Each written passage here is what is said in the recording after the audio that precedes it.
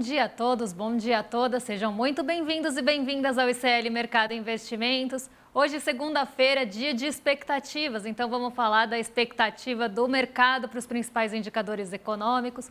Vamos falar também do termômetro da Bolsa, né? O que espera o mercado para essa semana no nosso Ibovespa. E vamos trazer outros assuntos, a recuperação judicial da Max Milhas.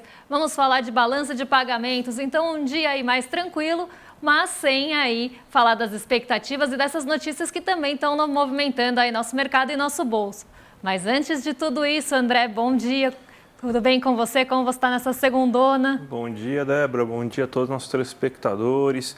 Segunda-feira é dia de saber como o mercado passou o fim de semana, saber se ele está bem, como que ele acordou, se ele aproveitou ou não o fim de semana. Mas também temos outras notícias, como a expectativa dos consumidores, né? Saber o que os consumidores brasileiros estão achando aí da economia, se eles estão mais confiantes ou não. Vamos falar um pouquinho da balança de pagamentos, que explica até o movimento da Bolsa aí nesses últimos tempos. Vamos falar também um pouco sobre a Max Milhas e tudo mais. Mas antes de tudo, né, Débora, a gente sempre começa aí com o nosso mundão. A gente começa sempre olhando a Ásia para saber o que está acontecendo, né? Então, como que acordou a Ásia? Como que fechou a Ásia, na verdade, né? O que aconteceu? Teve caso da Evergrande lá na China, né? Teve alguma repercussão em relação a tudo isso, Débora?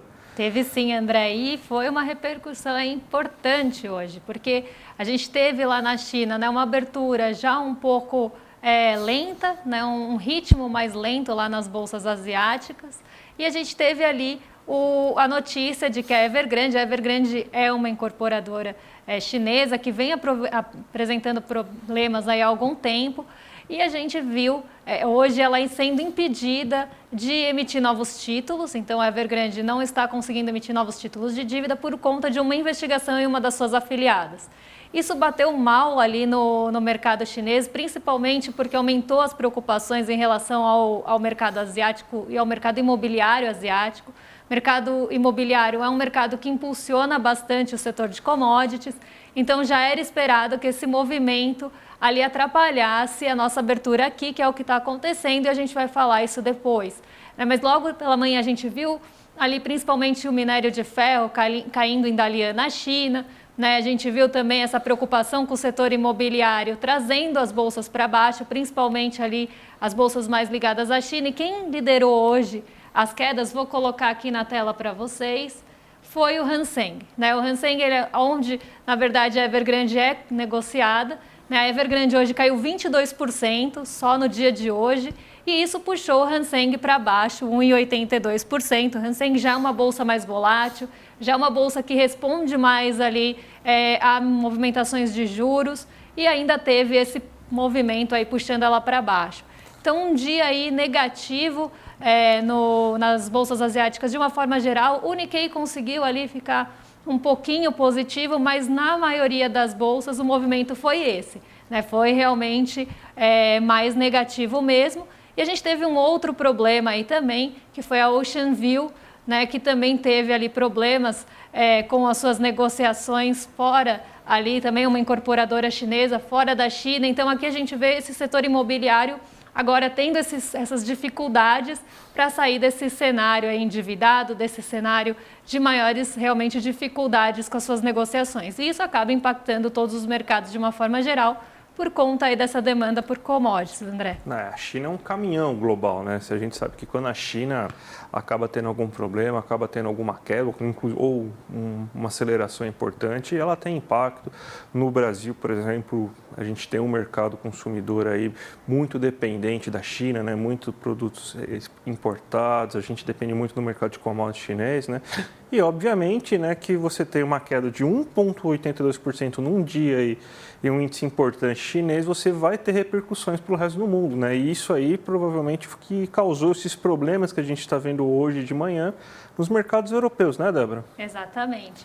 A gente já veio, o mercado europeu, né, ele já veio numa manhã ruim, né? Então logo que ele abriu, ele tem ali um momento que ele fica aberto junto com a China, mas ele continua aberto depois do fechamento. E aí, quando isso aconteceu, né, a gente já tinha esse início de movimentação lá, início de negociação já negativa, então batendo ali nas bolsas europeias, mas logo depois saiu o índice de confiança das empresas da Alemanha. né? E esse índice ele ficou um pouco acima do esperado, né? Então mostrando que tinha ali a confiança das empresas ficou até melhor do que se projetava, mas ainda não ficou maior do que o mês passado. Então ficou melhor do que se esperava, mas ficou menor do que estava no mês passado. Isso mostra que a confiança das empresas na economia alemã não está melhorando, né? Por outro lado, né? Está piorando. Então isso também puxou muito ali as bolsas europeias para baixo. Né? Um pouquinho antes da gente entrar aqui, né? Um pouquinho antes de eu estar falando aqui com vocês, as bolsas todas lá caíram mais de 1%. Então realmente um dia muito difícil, tanto desse movimento vindo da Ásia, como também desses dados mais locais ali da Europa, André. Então um dia ruim que já mostra que talvez a gente tenha uma abertura também, né? Como vocês estão vendo aí, ruim aqui. Então, dados complicados chineses geralmente significam quedas na bolsa brasileira, né? Vamos ver aí como que, quando você mostrar os dados mais aprofundados aí no final do programa, vamos ver que tem, né? Mas a gente sempre, na segunda-feira, a gente discute o que aconteceu nesse fim de semana com o nosso amigo mercado. Fez muito sol, será que o mercado pegou uma praia? Será que ele foi no parque?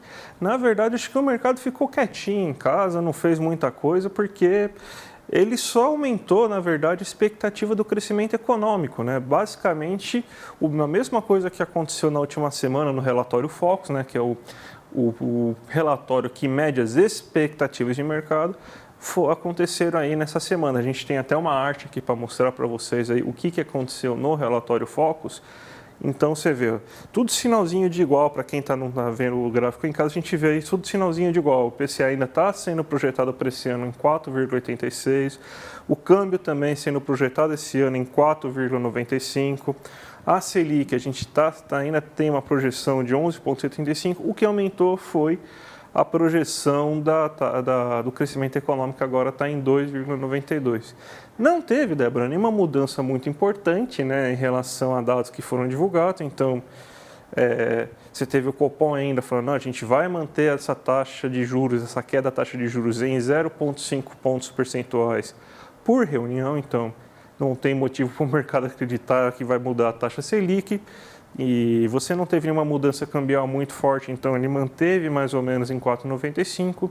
Não saiu nenhum dado importante da inflação, então manteve-se também, não teve nenhum choque muito grande de preços esse mês, aí essa semana então também não mudou. O que aconteceu é que o mercado ainda está revisitando as suas expectativas por causa daquele aumento do PIB de 0,9% que surpreendeu a todos, né, no mercado. O mercado errou em 3 vezes, né, acreditava que só ia subir 0,3, subiu 0,9, então ele está revendo suas posições. Mas já está chegando muito próximo do que alguns agentes de mercado já estavam antecipando, que era de 3%. Então, também devemos ver nas próximas semanas uma mudança em relação à projeção. Então, não vai ter mais essa subida de projeção para o PIB do próximo ano aí, a partir das próximas divulgações do relatório Focus, Débora. Está chegando perto das projeções que a gente já vinha acompanhando aí de 3% e perto também do que o Ministério da Fazenda ali espera, né, de 3,20. Então, vamos ver aí como é que o PIB caminha nas próximas semanas, se vai ter algum ajustezinho. Mas também temos, né, André, nessa semana, o termômetro da Bolsa, né, que mostra se o mercado acertou ou não na semana passada, né, e o que ele espera para essa semana. Então, o mercado está menos animado que a semana passada, né? Então, na semana passada, 60% dos agentes do mercado acreditavam que a Bolsa ia subir e 40% acreditava aí que a Bolsa ia cair, né? Em uma semana bastante... até a gente achou essa projeção arrojada, né? Porque era uma semana de bastante movimentação, principalmente nos juros, e o mercado errou, né? Na verdade, ninguém previa que ia cair, né? E a gente teve uma queda de 2,13% na semana passada. Então, a gente teve um movimento de oscilação forte aqui na nossa bolsa durante a semana, movimentos ali de quedas bastante intensas, mas também alguns movimentos de alta para compensar. Mas no final, no balanço da semana, a nossa bolsa caiu 2,13%. Né? Quando a gente olha a expectativa para essa semana, o mercado está menos animado do que a semana passada. Embora ninguém tenha previsto que vai cair a bolsa nessa semana, o número de agentes, né, a porcentagem de agentes que esperam alta caiu para 57,41 e os que esperam estabilidade, então que a Bolsa vai ficar perto do 0 a 0 nessa semana, subiu para 42,59. Então o mercado está menos animado com a Bolsa nessa semana, mas ainda não prevê queda. E depois de uma queda de 2,13, pode ser que a gente tenha assim, alguns ajustes, dependendo do que for acontecer na semana.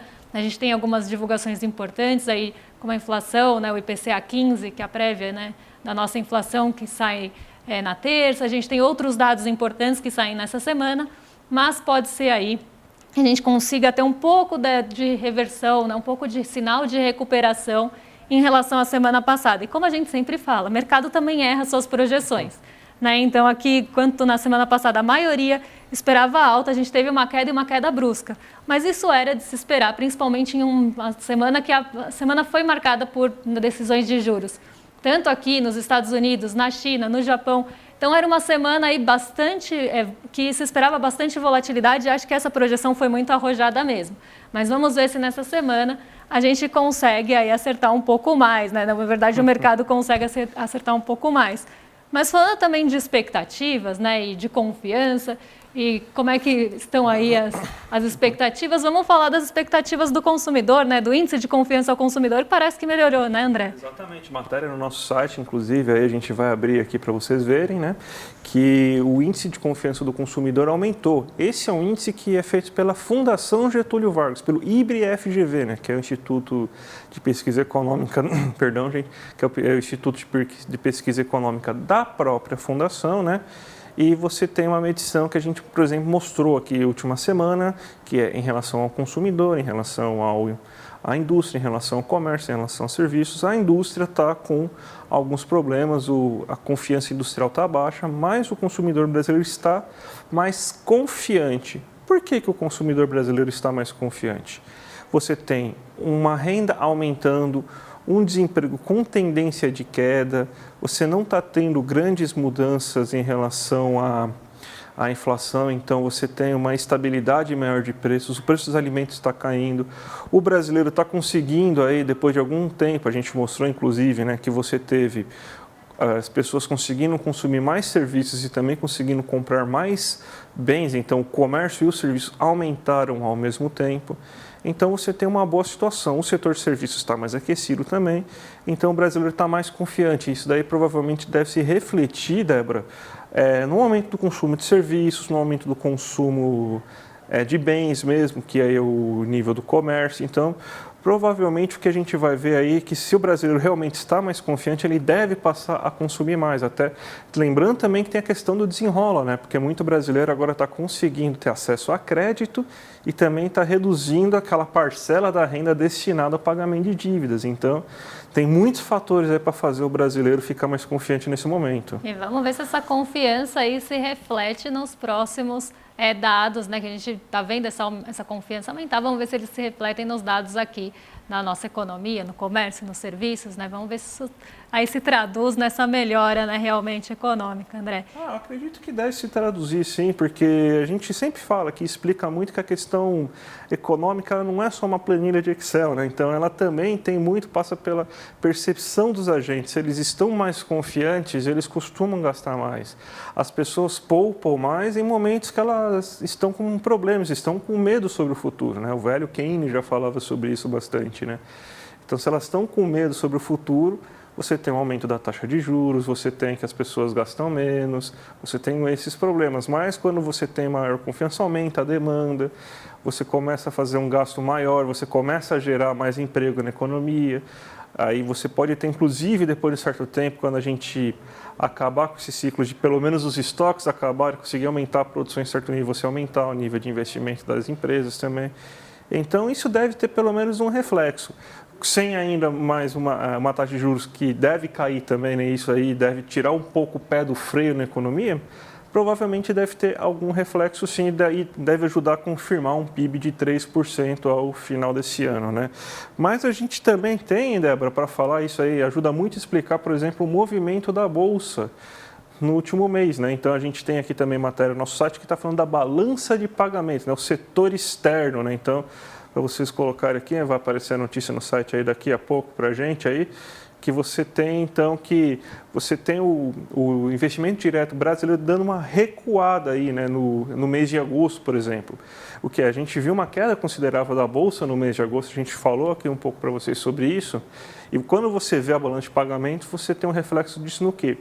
Que a gente já tem uma balança de pagamentos, um setor externo que uma conta de capitais, né, que é a conta importante, que é a entrada e saída de divisas estrangeiras aqui no país, que é muito especulativa. A maior parte da entrada é na compra de ações e títulos de empresas, né? Pouco o que a gente chama de investimento greenfield ou investimento para você comprar e realizar investimento produtivo mesmo. E você tem o menor fluxo que aconteceu. Isso ajuda muito a explicar o que aconteceu com a Bolsa em agosto, né? Exatamente. Agosto foi um mês ruim para a nossa Bolsa, né? A gente teve aquela sequência longa de 13 quedas, que não foi uma sequência de quedas intensas, mas foi uma sequência muito longa de quedas. Depois a gente teve um pouco de recuperação na segunda metade de agosto, mas foi um mês que saiu muito recurso aqui da nossa Bolsa, justamente esse recurso especulativo que entra aqui no Brasil sem nenhuma preocupação em fomentar a nossa economia de uma forma real. Então, assim, vou entrar naquela empresa porque eu quero fomentar aquela empresa, eu quero que ela cresça, eu acredito que ela vai crescer no longo prazo, eu quero fazer parte disso. Não é desses investidores que a gente está falando. A gente está falando daquele investidor especulativo, né, que entra aqui para ganhar no curto prazo. E foi um mês de muita saída de recurso, né? Então, o mês de agosto ele foi marcado por isso. Né, foi um mês que saiu muito recurso, principalmente nesse momento que teve essa queda muito brusca na nossa Bolsa, e isso refletiu e explica também essa balança. O mês de agosto foi muito marcado por idas e vindas, né, do Jeremy Powell principalmente, né? Agora eu vou aumentar a taxa de juros. Não vou mais aumentar a taxa de juros. Não, acho que agora a gente tem que aumentar o desemprego. Não, acho que o desemprego tá bom. Cada reunião lá, foi o Jackson Hole, daí tinha comunicado dele, aí foi uma confusão, né? O mercado ficou muito perdido aí por causa dessa péssima comunicação do Jeremy Powell nesse momento, né?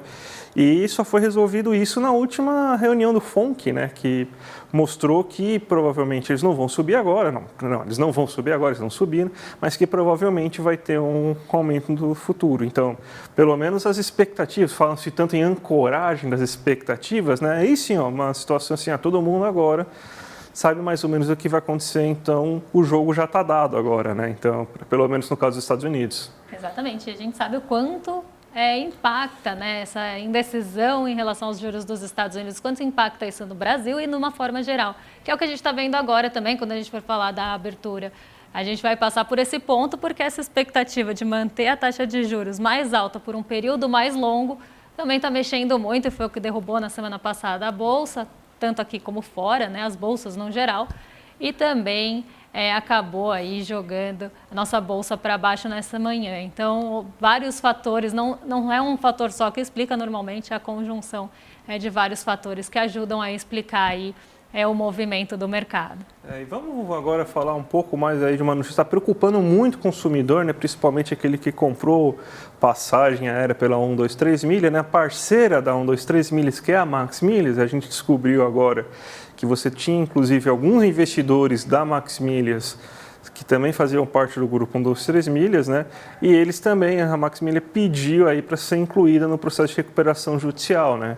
E agora todo mundo que comprou na Max Milhas também está com medo de ter passagens remarcadas, de ter seus hotéis remarcados. Então, mais uma coisa aí para deixar o brasileiro que quer tanto viajar depois de pandemia e agora que recuperou um pouco da renda, um pouco preocupado, né, Débora? Exatamente, inclusive eu, né? Mas vamos lá, né? A Max Milhas, ela pediu a recuperação judicial depois da 123 Milhas, né? Realmente eles têm sócios em comum, fazem parte do grupo, e depois, né, que teve ali a recuperação judicial da 123 Milhas sendo pedida, né, a gente viu a Max Milhas também pedindo para ser incluída nesse processo de recuperação judicial, né, viu o faturamento cair depois das dívidas, né, teve as dívidas sendo declaradas, depois viu o seu faturamento cair com passagens e com hotéis, né, sendo que 2 meses atrás se projetava um crescimento dessa empresa na parte hoteleira, né? Então aqui a gente vê essa corrida para ser incluída nesse processo de recuperação. E a Max Milhas, diferente do que aconteceu com o 23 Milhas, disse que suas operações vão continuar, né? E até quem tem ali cadastro recebeu um e-mail logo pela noite, foi assim, 10 horas da noite, eles mandaram um e-mail para a base falando que eles tinham entrado nesse processo, que queriam ser transparentes, que quem tem ali pacotes, quem tem hotéis ou passagens, para entrar em contato principalmente com os hotéis, para ver se as reservas ainda estão ativas, né? Mas a gente vê, né, essa incerteza, na verdade, em relação a esses pacotes, né? Porque justamente quando uma empresa entra em recuperação, ela fica ali impedida de fazer alguns pagamentos, né? Então ela vai ter que negociar prazos de dívidas com as agências que elas compraram esses pacotes, porque não necessariamente ela fez ali a reserva com o hotel diretamente. Tem também esse ponto, né? E aí ela vai ter que renegociar com os hotéis, mas também tem o ponto que ela também compra de outras agências, né? É uma agência terceira que também faz a reserva no hotel. Então ela vai ter que negociar com esses fornecedores, né?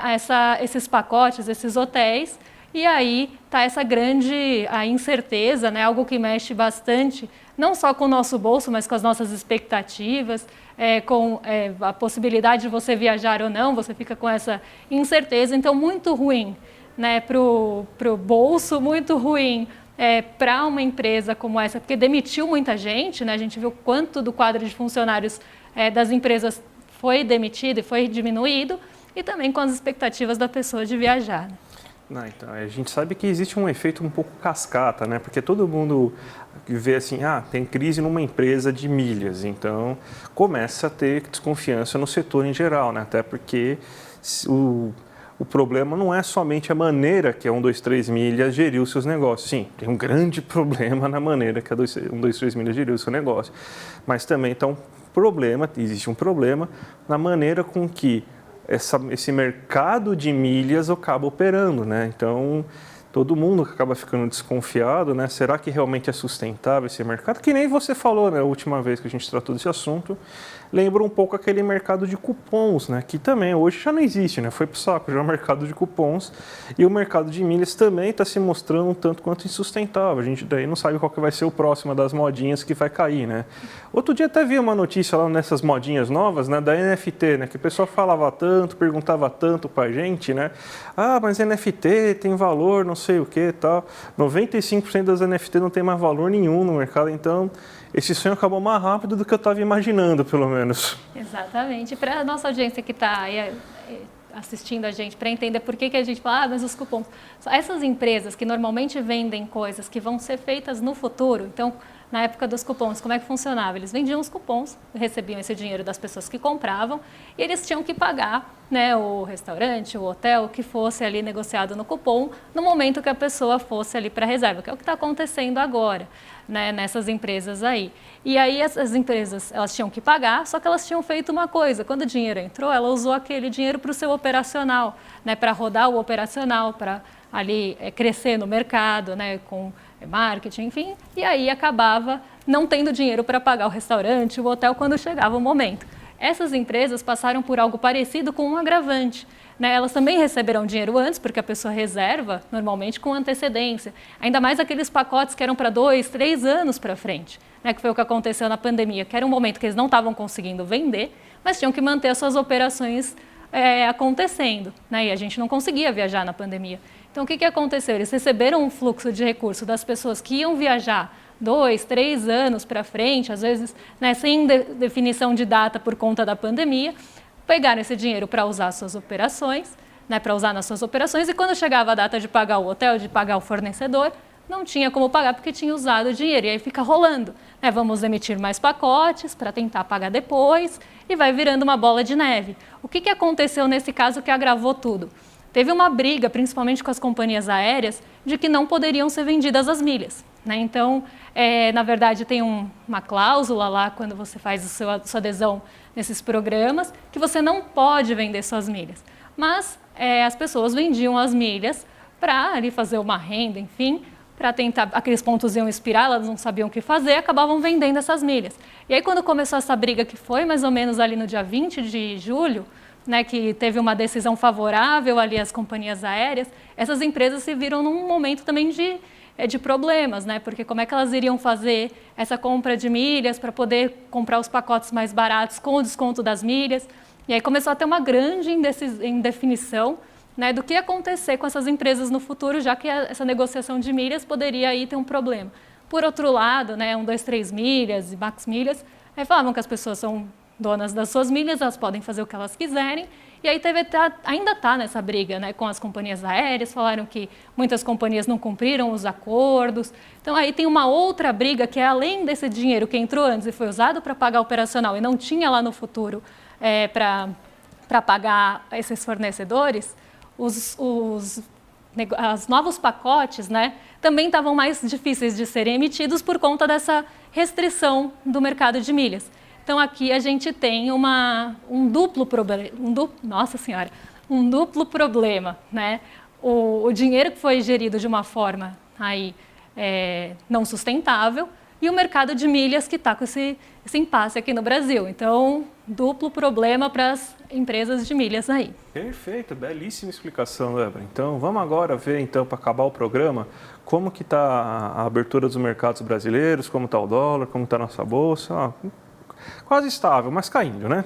Exatamente, tudo praticamente negativo, mas próximo à estabilidade. O Ibovespa chegou a cair mais, teve um pouquinho de fôlego ali com algumas empresas ligadas a petróleo, mas o petróleo também voltou a cair hoje pela manhã, então um dia bastante instável.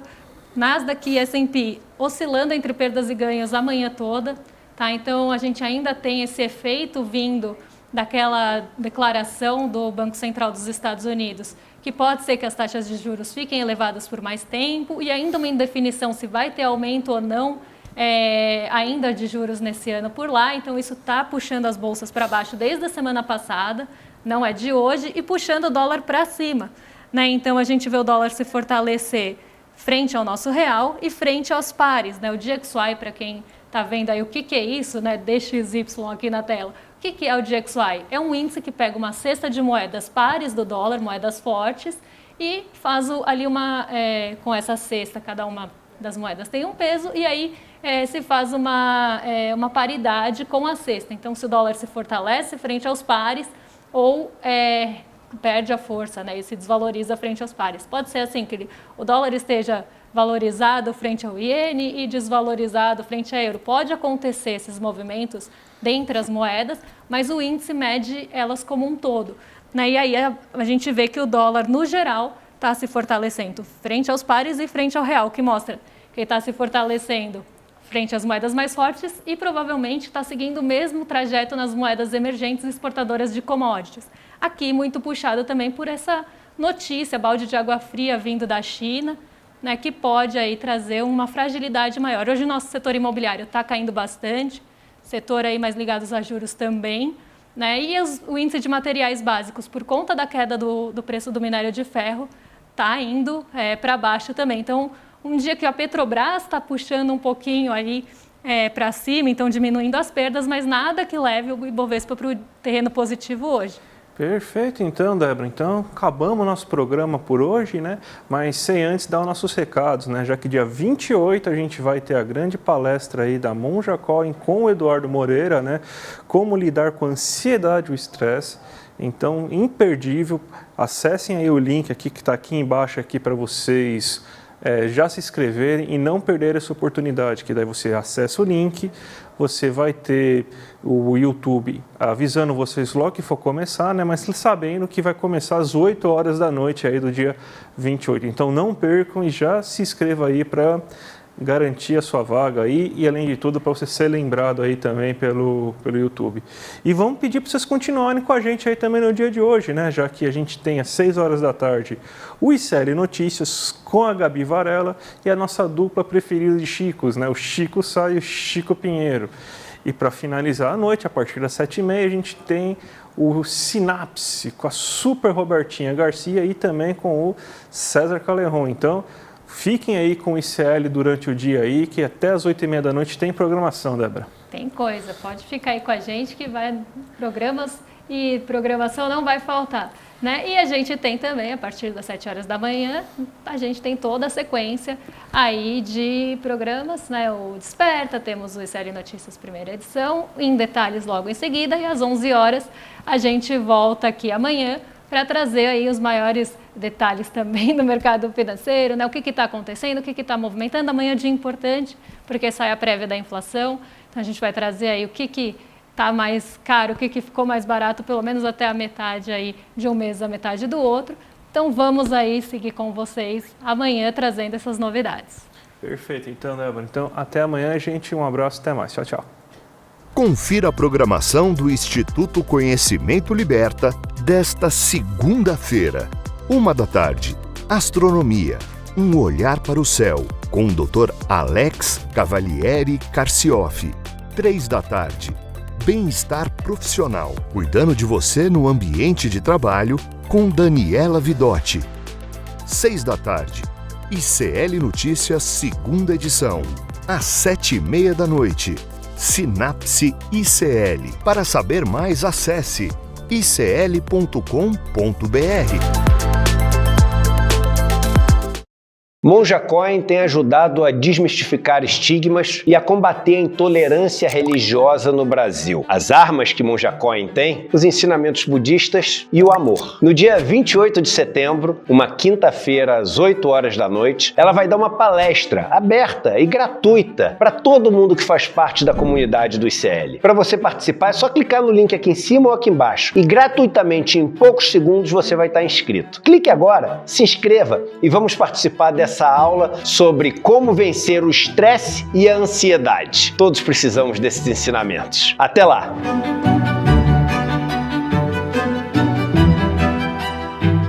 Olá, eu sou a Dani Vidotti, sou professora de Yoga e Meditação e aqui no meu curso Bem-Estar Profissional você vai aprender diversas maneiras de cuidar de você dentro do ambiente de trabalho. A gente vai falar sobre autoconhecimento, vai aprender maneiras de gerenciar melhor o estresse, a ansiedade, evitar os esgotamentos, evitar chegar num burnout. E se você já teve um burnout, esse curso também é para você, porque você vai aprender maneiras de não retornar àqueles antigos padrões. Aqui nesse curso você vai aprender a trazer equilíbrio físico, mental e emocional. Tudo isso vai colaborar para o seu melhor desempenho dentro do ambiente de trabalho, trazendo motivação, mais energia, mais foco e até clareza mental. Faremos também diversos exercícios práticos e eu espero você. O curso já está disponível aqui na plataforma do Instituto Conhecimento Liberta. Vamos?